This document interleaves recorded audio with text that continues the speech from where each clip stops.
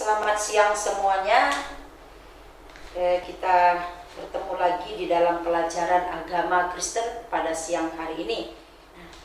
Kita akan kembali belajar agama. Kalau minggu yang lalu kita sudah belajar di bab 4, yaitu tentang tanggung jawab terhadap diri sendiri dan sesama. Nah, sekarang kita akan belajar bab 5 ini, pembelajaran 5 ini, yaitu peran remaja dalam masyarakat, ya. Tentu kita ini adalah orang-orang yang sudah menjadi remaja. Nah, kita lihat dulu apa sih peran remaja dalam masyarakat itu. Nah, jadi judulnya adalah peran remaja dalam masyarakat. Sedikit kita bisa lihat dulu arti dari remaja. Remaja adalah di mana anak dalam kondisi peralihan, ya, dari masa kanak-kanak menuju masa dewasa, tapi belum dewasa, menuju ke arah dewasa. Jadi peralihan dari kanak-kanak menuju ke arah dewasa, bukan menjadi dewasa, ke arah, menuju ke arah dewasa.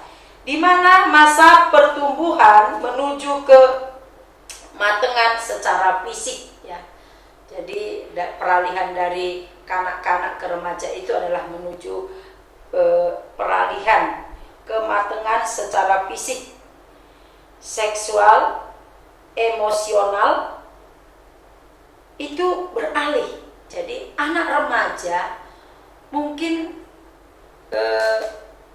emosionalnya itu berbeda dengan waktu dia masih kanak-kanak, ya. Pada masa remaja ini adalah ingin mencari jati diri sendiri, ya. Itu anak-anak remaja.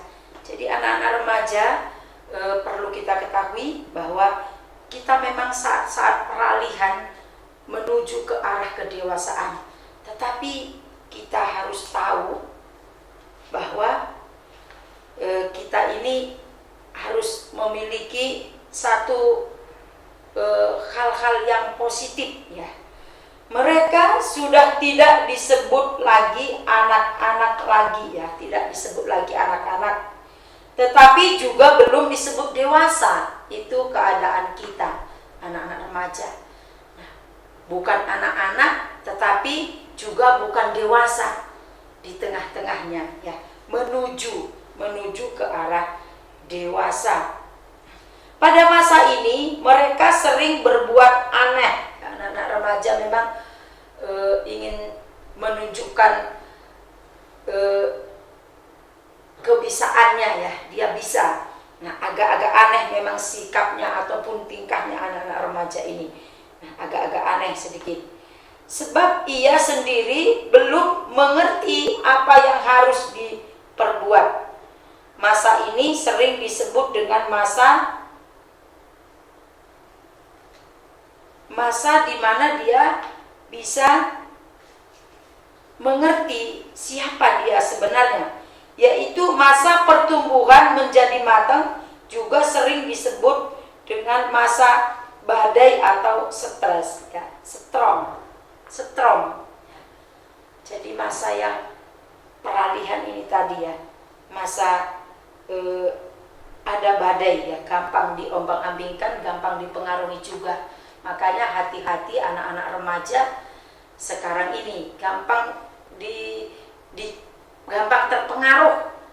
Nah, itu sebabnya perlu kita belajar tentang agama supaya kita tidak gampang dipengaruhi oleh keadaan yang ada di sekitar kita, karena masih banyak badai, ya. Kanak-kanak enggak, dewasa juga enggak. Jadi masih di tengah-tengahnya menuju ke arah dewasa. Jadi perlu diperhatikan supaya kita berhati-hati, ya, tidak gampang dipengaruhi.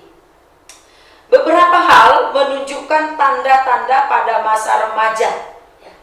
beberapa hal menunjukkan tanda-tanda pada masa remaja. Antara lain, satu, perubahan dan perkembangan fisik. Mereka akan menjadi lebih besar dan tinggi. Nah, sudah masuk SMP, kelas 7, kelas 8, sekarang jadi kelas 9 ya. Berarti tubuhnya sudah mulai tinggi ya. Perkembangan fisiknya sudah kelihatan cantik, sudah kelihatan ganteng, tetapi belum dewasa ya. Ada di tengah-tengah remaja menuju ke arah kedewasaan. Yang kedua, perubahan dan perkembangan seksualitas ya. Pada laki-laki akan mengeluarkan sperma, mungkin tumbuh kumis. Nah, itu berarti sudah tinggi, sudah besar. Jambang, tumbuh kumis atau jambang. Tumbuh jagun dan perubahan suara. Perubahan suara bagi laki-laki, biasanya suaranya masih kecil, tetapi setelah remaja ini suaranya agak besar ya. Nah, seperti Joshua ya, suaranya sudah mulai agak besar. Nah, sedangkan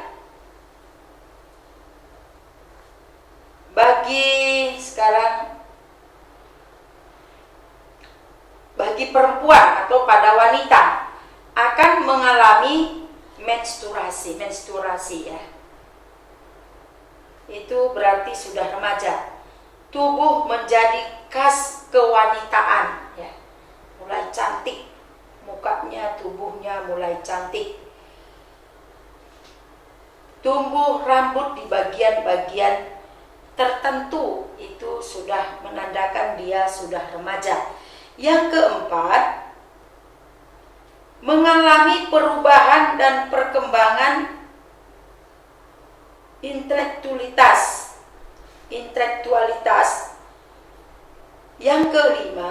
Yang keempat, perkembangan dan perubahan emosional ya. Jadi emosinya sudah berubah. Emosi mereka tidak stabil ya.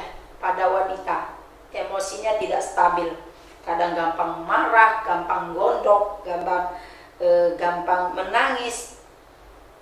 Suasana hati selalu berubah-ubah, jadi suasana hatinya berubah-ubah terus.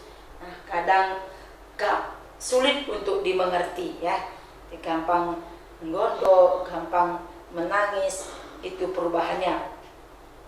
Yang kelima, pertumbuhan dan perkembangan, yaitu rasa keagamaan. Mereka mulai bertanya hal-hal yang berkaitan dengan Tuhan ya. Jadi masa remaja ini sudah mulai bertanya-tanya tentang agama ya, sudah mengerti, seharusnya sudah memiliki iman ya, mengerti. Mereka mulai bertanya-tanya hal-hal yang berkaitan dengan agama atau dengan Tuhan ya. Jadi mereka sudah memiliki sedikit pondasi untuk keagamaannya. Yang keenam, perubahan dan perkembangan sosial, yaitu mulai memiliki wilayah pergaulan yang lebih luas dan mulai timbul perasaan tertarik terhadap lawan jenis. Ya, ini remaja. Nah, sudah mulai pergaulannya mulai luas. Kalau dulu mungkin di SD itu pergaulannya hanya di sekitar lingkungan dekat sekolah dia berada. Tetapi setelah SMP pergaulannya agak meluas lagi. Dan sekarang sudah kelas 9, sudah memiliki rasa ketertarikan kepada lawan jenis. Nah, di sini mungkin ada yang sudah memiliki ketertarikan dengan lawan jenisnya. Itu tanda-tanda remaja ya. Tanda-tanda, beberapa hal yang menunjukkan tanda-tanda pada masa remaja. Nah, berarti kamu sudah remaja semua kalau sudah punya ketertarikan dengan lawan jenisnya. Nah, kita lanjutkan. Masa badai dan stres yang sering dikenal pada masa remaja, di mana pada masa ini sering muncul hal-hal yang negatif, yang banyak dikatakan sebagai kenakalan remaja, ya, hal-hal negatif. Kenakalan remaja, banyak anak-anak remaja sekarang ini tingkahnya aneh-aneh, ya. Itu adalah kenakalan-kenakalan remaja. Hal-hal negatif lain bisa muncul dalam berbagai bentuk. Ada yang melakukan seks bebas. Nah, ini dia adalah kenakalan-kenakalan remaja, ya. Nah, karena mereka kalian ini sudah memiliki ketertarikan satu dengan yang lain, dengan berbeda jenis, ya. Jadi sudah memiliki ketertarikan sehingga banyak remaja yang nakal-nakal melakukan seks bebas, bahkan melakukan onani ataupun obat-obat terlarang, balap liar, pornografi, dan sebagainya, yang semuanya dapat membawa ke dalam dosa. Nah, anak-anak remaja harus memperhatikannya, ya. Semua hal-hal yang negatif ini tadi membawa kepada dosa. Itu membawa kepada dosa yang tidak dikehendaki oleh Tuhan. Kenakalan remaja tersebut terjadi karena pertumbuhan yang belum matang dan pribadi yang belum stabil. Jadi pertumbuhannya belum matang, belum dewasa. Kalau sudah dewasa dia sudah matang. Nah, jadi belum stabil, masih gampang diombang-ambingkan, ya. Masih gampang dipengaruhi. Misalnya seperti pohon yang ada di atas bukit. Kalau ada angin ke barat, dia ikut ke barat. Kalau ada angin ke selatan, dia juga ikut ke selatan, ya. Belum stabil. Nah, gampang dipengaruhi karena belum stabil ini tadi. Serta pengaruh lingkungan yang tidak baik di mana remaja bergaul. Jadi bisa dipengaruhi lingkungan yang ada di sekitarnya di mana anak-anak remaja bergaul. Jadi anak-anak berhati-hati di dalam bergaul, ya, bisa terpengaruh. Ia harus dapat mengatur suara hatinya dalam mendengarkan tentang apa yang benar dan tidak benar, sehingga bisa mendengarkan suara Tuhan dan dapat membangun hubungan yang erat dengan Tuhan. Jadi ini kita harus perhatikan betul-betul bahwa kita harus mendengarkan ataupun membedakan yang baik dan yang tidak baik. Dan juga kita harus mendengarkan suara Tuhan. Nah, berarti kalau kita mendengarkan suara Tuhan harus punya hubungan yang erat dengan Tuhan, ya.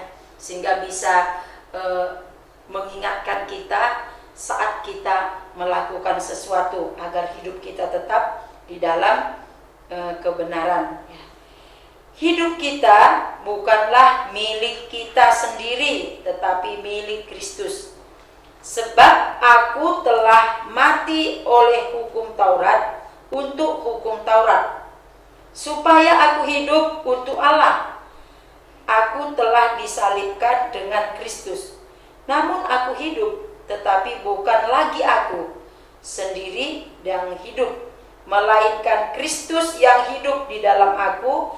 Dan hidupku yang kuhidupi sekarang di dalam daging adalah hidup oleh iman dalam Anak Allah yang telah mengasihi aku dan menyerahkan nyawanya untuk aku.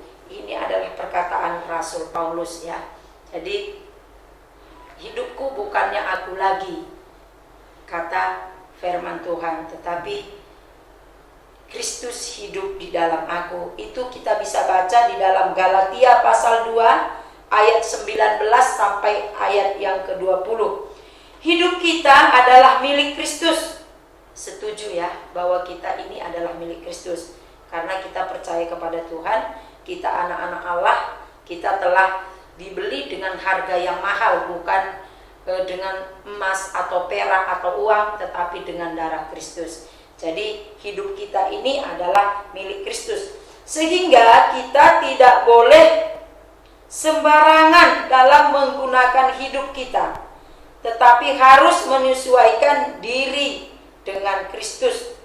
Nah, bisa dibaca nanti Galatia 5 ayat 22 sampai 23. Memang untuk menjalankan hidup sesuai dengan kehendak Tuhan bukanlah hal yang mudah. Ya. Menjalankan hidup sesuai dengan kehendak Tuhan itu bukan hal yang mudah.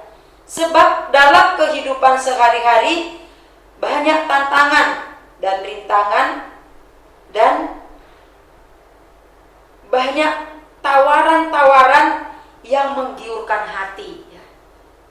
Banyak sekali tantangan, banyak sekali hal-hal yang bisa menggiurkan hati. Di bawah ini ada beberapa hal yang dapat dilakukan oleh remaja dalam kehidupan di tengah masyarakat. Ada beberapa hal yang dilakukan oleh remaja dalam kehidupan di tengah masyarakat. 1. Membangun dan mengembangkan diri untuk menjadi anggota masyarakat yang baik. Yang kedua, membangun dan mempersiapkan diri untuk menjadi seorang pemimpin bangsa. Jadi bukan saja menjadi anggota masyarakat, tetapi yang kedua ini mempersiapkan diri menjadi seorang pemimpin bangsa. Berarti sudah luas bangsa menjadi pemimpin bangsa. Yang ketiga, membangun diri agar menjadi pribadi yang dewasa dan matang. Ya.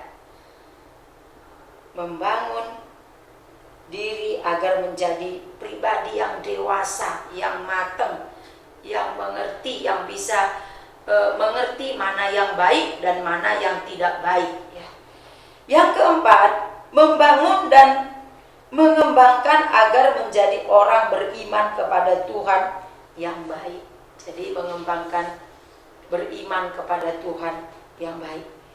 Yang kelima, membangun talenta yang dimiliki agar menghasilkan karya-karya yang bermanfaat. Membangun talenta yang dimiliki agar menghasilkan karya-karya yang bermanfaat. Setiap anak-anak remaja memiliki talenta, ya, memiliki talenta masing-masing. Nah, ada yang talentanya bermain musik, ada talentanya main sepak bola ataupun penari, balet dan lain sebagainya. Yang keenam, mengembangkan diri agar memiliki wawasan dan pandangan yang luas. Mengembangkan diri agar memiliki wawasan, pandangan yang luas ke depan, ya, supaya bisa berhasil. Tuhan tidak pernah membeda-bedakan manusia yang ada di muka bumi. Perbedaan merupakan sarana untuk saling melengkapi dan tolong-menolong satu dengan yang lainnya, ya. Tuhan tidak pernah membeda-bedakan manusia yang ada di dalam muka bumi ini. Juga Tuhan tidak pernah membeda-bedakan suku, tidak pernah membeda-bedakan agama. Ya, Tuhan tidak pernah melakukan itu. Misalnya, kaya dan miskin. Misalnya kaya dan miskin, atasan atau bawahan, berpangkat atau tidak berpangkat, dan lain sebagainya, ya. Tuhan tidak pernah membeda-bedakan, oh kamu atasan, kamu bawahan, tidak. Kamu kaya, kamu miskin, tidak. Tetapi di mata Tuhan semuanya sama, ya. Anak-anak remaja tidak usah minder, karena kita semua di mata Tuhan itu adalah sama. Rasul Paulus mengajarkan kepada kita, tidak orang Yahudi atau tidak orang Yunani, tidak ada hamba atau orang merdeka, ya. Tidak ada hamba, tidak ada orang Yunani, tidak ada yang merdeka.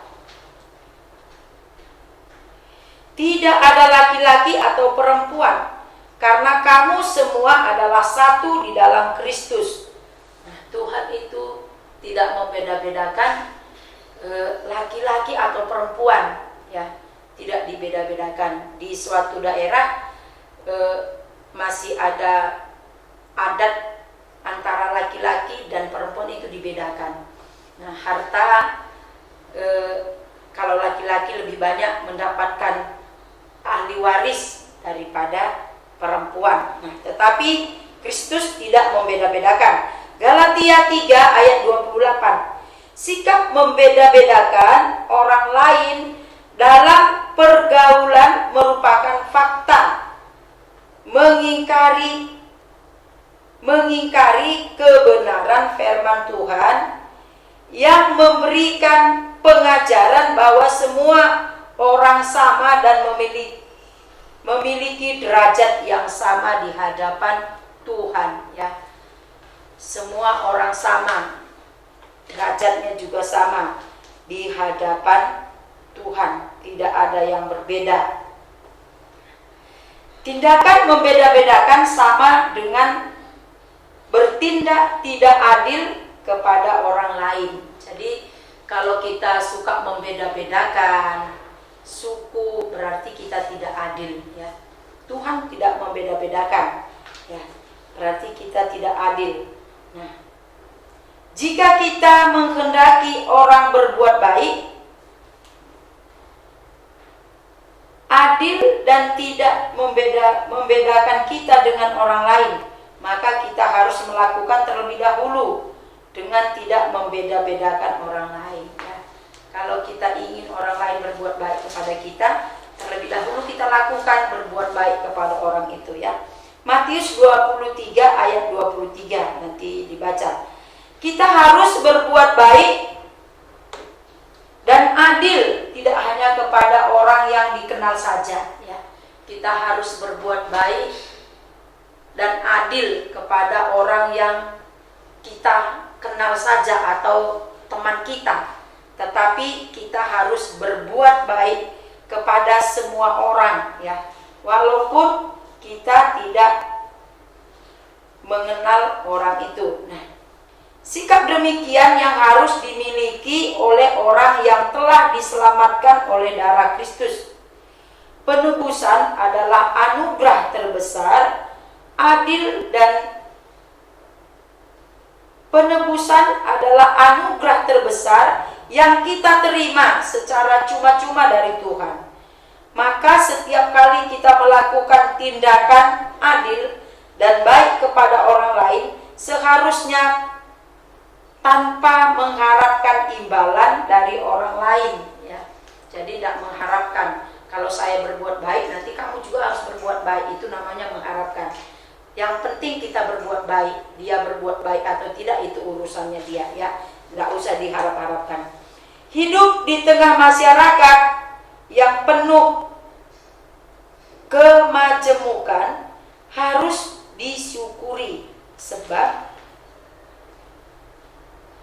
selalu kemajemukan kita dapat mewujudkan tanggung jawab dalam berbuat adil, baik kepada orang lain.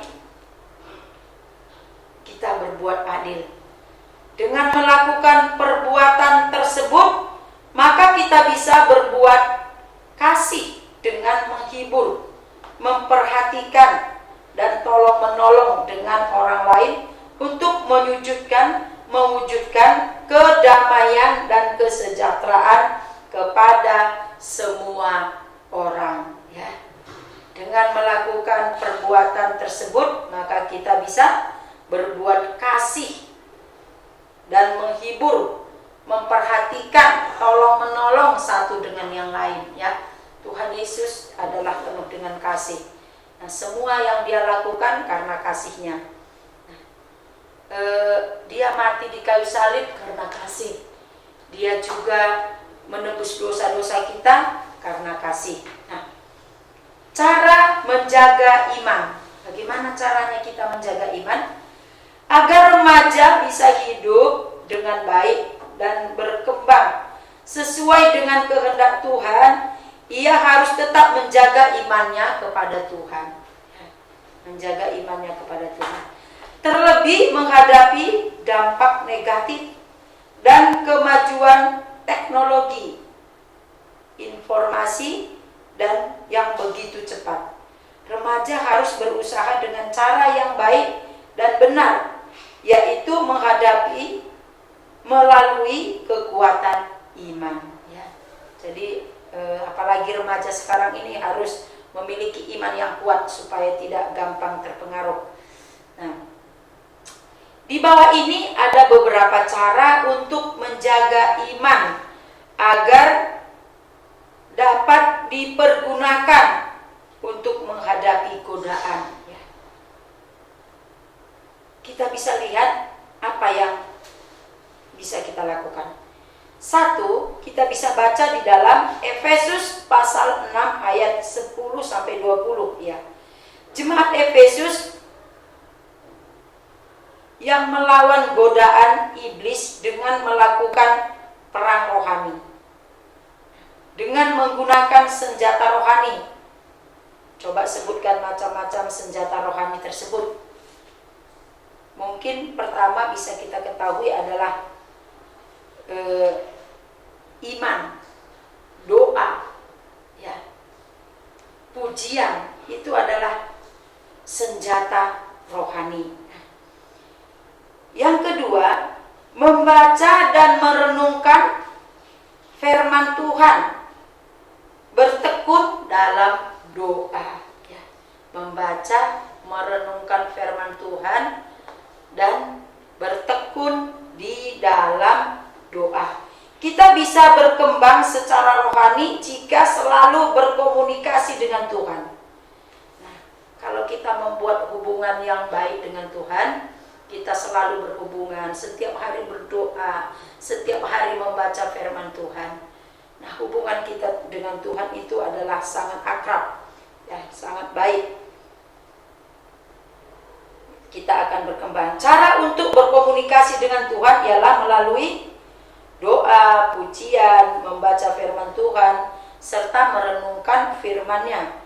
Doa adalah nafas hidup orang beriman. Doa adalah nafas orang yang percaya kepada Tuhan. Hal ini menunjukkan betapa pentingnya doa dalam hidup kita, ya.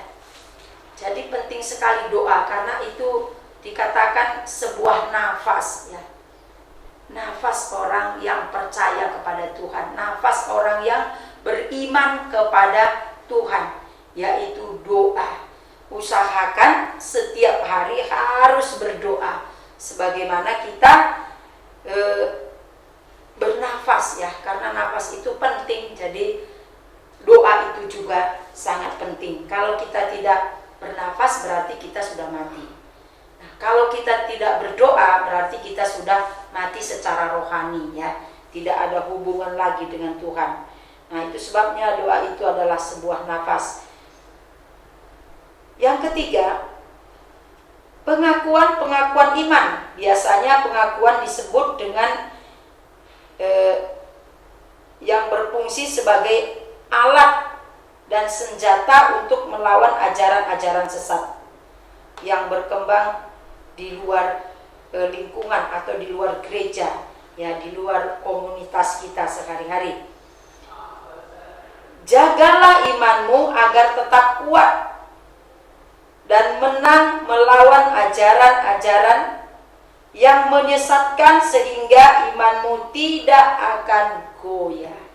Ya, diperhatikan ini supaya kita menjaga iman kita tidak gampang digoyahkan. Kita bisa belajar dari sejarah bangsa Israel. Nabi Yeremia memberi nasihat untuk hidup dengan baik dan bertanggung jawab di tengah lingkungan dan masyarakat, meskipun mereka hidup di negeri pembuangan. Nasihat Yeremia antara lain, nah ini ada beberapa nasihat Yeremia. Nah, di antara lain, 1 Yeremia 29 ayat 5, agar mereka mendirikan rumah untuk tempat tinggal dan mengusahakan kesejahteraan.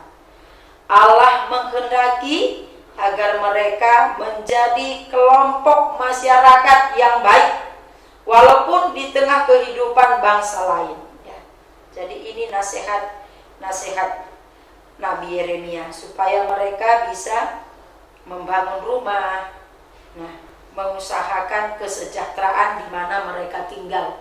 Nah, kita juga anak-anak remaja kelas 9 harus mengusahakan kesejahteraan di mana kita tinggal, mengusahakan kesejahteraan di lingkungan tempat tinggal kita. Misalnya di sekolah, ya, kita harus mengusahakan bahwa di sekolah ini harus nyaman, ya, harus sejahtera.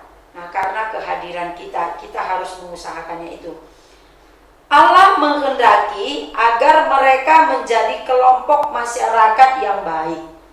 Nah, Tuhan inginkan kita ini, remaja-remaja Kristen, menjadi sebuah kelompok bermasyarakat dengan baik, ya, ramah kepada semua teman, sayang kepada semua teman, walaupun berbeda suku, walaupun berbeda agama, tetapi kita sayang kepada semua teman, ya. Itu yang diinginkan Tuhan bagi kita remaja Kristen, walaupun kita berbeda suku dan bangsa. Seperti orang Israel ini, nasihat Yeremia ini supaya mereka bisa mengasihi semua bangsa, walaupun tidak satu bangsa dengan mereka, tapi mengasihi bangsa-bangsa lain. Mereka harus menata hidupnya dengan baik, ya. Hidup ini perlu ditata dengan rapi, dengan disiplin, dengan taat, ya. Tata hidup kita. Semua harus belajar disiplin di dalam berdoa, disiplin di dalam membaca firman Tuhan, disiplin di dalam belajar, disiplin di dalam kelas, disiplin di dalam kehidupan sehari-hari, ya. Kita harus disiplin. Itu yang dikehendaki oleh Tuhan bagi remaja Kristen.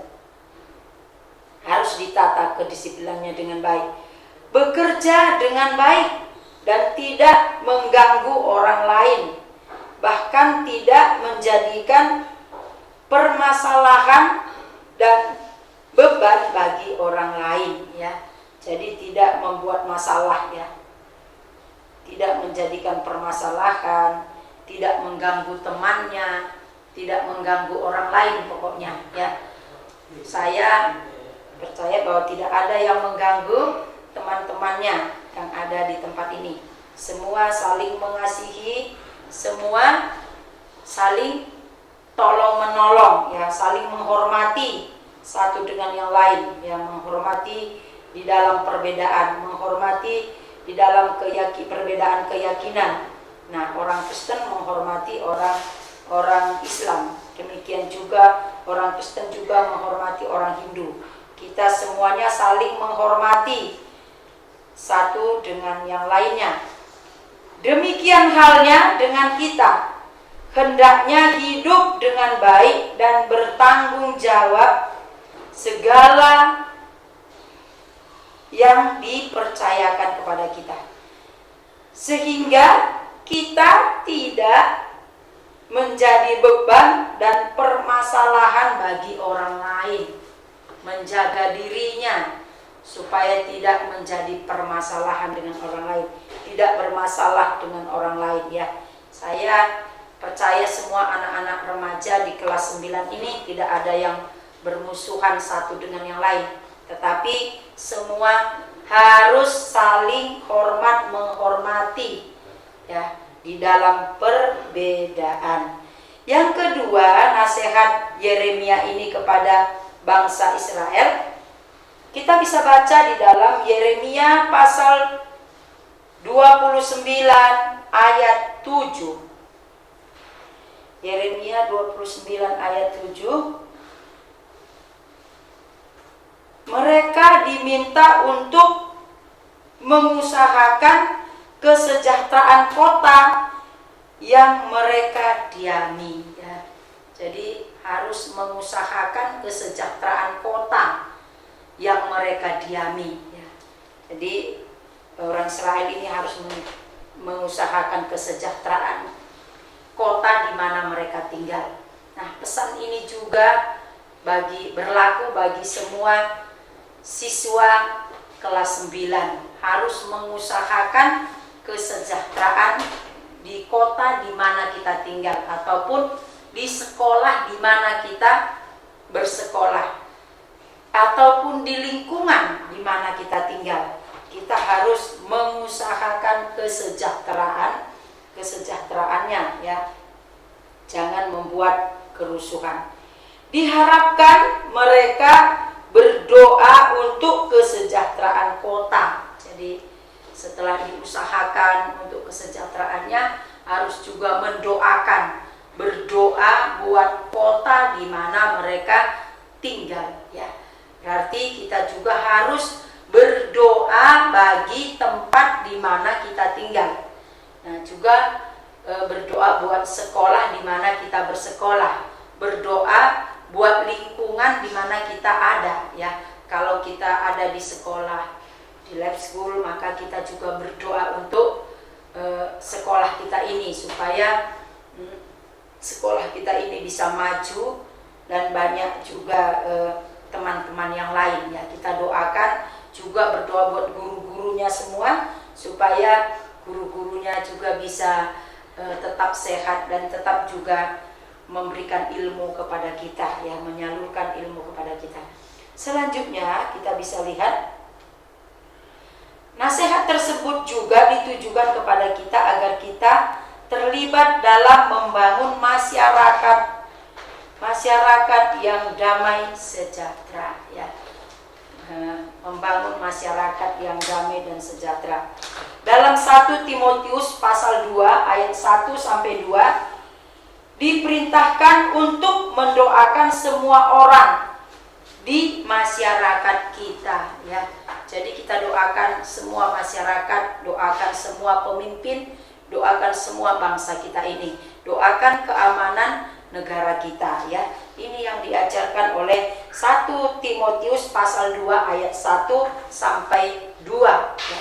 Kita berdoa buat masyarakat, berdoa buat lingkungan, berdoa buat tetangga, berdoa buat pemerintah dan lain sebagainya. Itu yang kita doakan. Sekarang yang ketiga, apa nasihat Yeremia tadi? Yaitu kita bisa lihat di dalam Yeremia pasal 29 ayat 8 sampai ayat yang ke-9. Mereka diminta untuk berhati-hati terhadap nabi-nabi palsu. Demikian juga kita sebagai remaja Kristen diminta untuk berhati-hati terhadap orang-orang yang mengajarkan ajaran-ajaran yang sesat, ajaran-ajaran yang palsu ya. Kita harus berhati-hati. Yeremia mengatakan kamu harus berhati-hati dengan ajaran-ajaran palsu. Nah, bagi anak-anak remaja yang ada di sekolah juga harus berhati-hati dengan ajaran-ajaran yang bisa menyesatkan kalian semua. Karena di masa-masa remaja seperti tadi kita sudah pelajari bahwa gampang berubah, gampang dipengaruhi ya, gampang terlibat dengan hal-hal yang negatif ya. Jadi harus berhati-hati. Nah, harus berhati-hati dengan ajaran-ajaran sesat ya. dari pengaruh-pengaruh yang ada di sekitar kita. Kita harus berhati-hati dan mencari keuntungan diri sendiri atau golongan. Ya, mungkin ada yang mempengaruhi untuk mencari keuntungan diri sendiri ataupun mencari keuntungan golongan. Ya, harus berhati-hati, harus bisa membedakan mana yang baik dan mana yang tidak baik, mana yang diikuti dan mana yang tidak perlu diikuti. Ya, harus berhati-hati. Berhati-hatilah terhadap orang-orang yang dengan kata-kata manis namun memprovokasi sehingga menimbulkan kekacauan. Ya, jadi harus berhati-hati dengan lingkungannya di mana kita berada. Kita harus berhati-hati. Nah, jadi semua siswa yang ada di kelas 9 harus menjaga diri baik-baik. Nah, seperti tadi kita sudah pelajari tentang iman orang Kristen, remaja Kristen yang takut kepada Tuhan dan juga bisa bermasyarakat, ya, dan juga bisa menjadi peran yang baik di tengah-tengah masyarakat, membangun bangsa dan negara. Ya, demikianlah pelajaran kita.